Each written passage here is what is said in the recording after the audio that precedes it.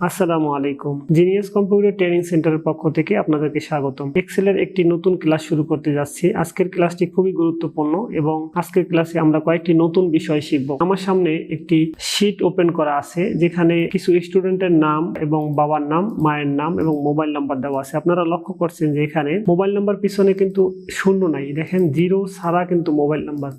তো আমাদের যদি কোনো জায়গায় এক্সেলে মোবাইল নাম্বার লেখার প্রয়োজন হয় তো আপনি কিন্তু জিরো লিখতে পারবেন না। তো আমি আপনাদেরকে দেখাই 01721556677। এবার যখন আপনি এন্টার প্রেস করবেন দেখেন জিরো কিন্তু এখান থেকে চলে গেছে। তো আপনি যদি মোবাইল নাম্বারে জিরো দিয়ে লিখতে চান তবে আপনাকে একটি কাজ করতে হবে।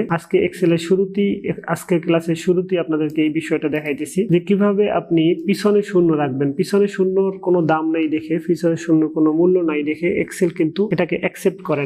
যেমন আমার এই জায়গাটুকুতে পিছনে একটা শূন্য প্রয়োজন, অর্থাৎ মোবাইল নাম্বার লিখবো বা অন্য কোনো 0102 এরকম লিখতে হবে। তো যে জায়গাটায় আপনার শূন্য সহ আপনার সংখ্যা লাগবে ওই জায়গাটুকু সিলেক্ট করবেন। এবার হোম ট্যাব থেকে আপনাকে এখানে জেনারেল অপশনের এই পাশে ড্রপ ডাউন মেনু, এটার নাম হলো নাম্বার ফরম্যাট। আমরা এই ড্রপ ডাউন মেনুতে ক্লিক করব। এখান থেকে মাউসের চাকা নিচের দিকে ঘোরানোর পর আপনারা এখানে পাবেন টেক্সট সিলেক্ট করে দিলেই আপনার কাজ শেষ। এবার যদি আমরা এখানে মোবাইল নাম্বার লিখি 01721808014, এবার এন্টার প্রেস করলে কিন্তু মোবাইল নাম্বারটা পিছনে শূন্য থাকতেছে। তো এই একটা বিষয় শিখলাম। আরেকটা বিষয় হলো যে এই মোবাইল নাম্বার এখানে দেখেন নাম, পিতার নাম, মাতার নাম, এখানে যে মোবাইল নাম্বার রয়েছে এই মোবাইল নাম্বারের পূর্বে আমার একটা কলাম প্রয়োজন। আমরা এখানে তো একটা টেবিল করে ফেলাইছি, তো আমার এর আগে একটা ফাঁকা কলাম দরকার যেখানে আমি অ্যাড্রেস লিখবো। এর জন্য আমাকে কি করতে হবে, আমরা হোম থেকে ইনসার্টে যাব। অবশ্যই সেল পয়েন্টার যেখানে রাখবেন তার বাম পাশে আসবে। সুতরাং আমি মোবাইল নাম্বারের উপরে আমি ক্লিক করতেছি, সেল পয়েন্টার রাখতেছি।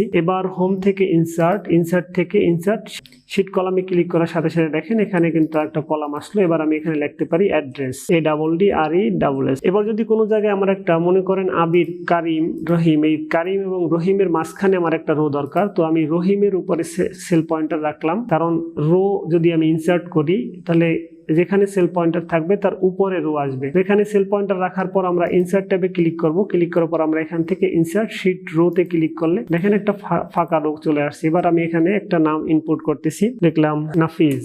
তো আমরা একটা টেবিল তৈরি করার পর আমাদের যদি এরকম রো কলাম প্রয়োজন হয় আমরা এই অপশনের মাধ্যমে রো কলাম নিতে পারি। ইনসার্ট, এখান থেকে শীট রো এবং শীট কলাম।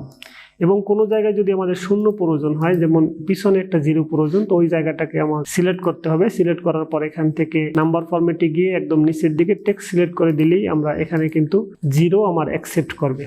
তো আজকের ক্লাস এই পর্যন্তই। আমরা ছোট্ট একটা বিষয়ের মাধ্যমে খুবই গুরুত্বপূর্ণ কয়েকটা বিষয় শিখলাম। আশা করি আপনারা উপকৃত হবেন।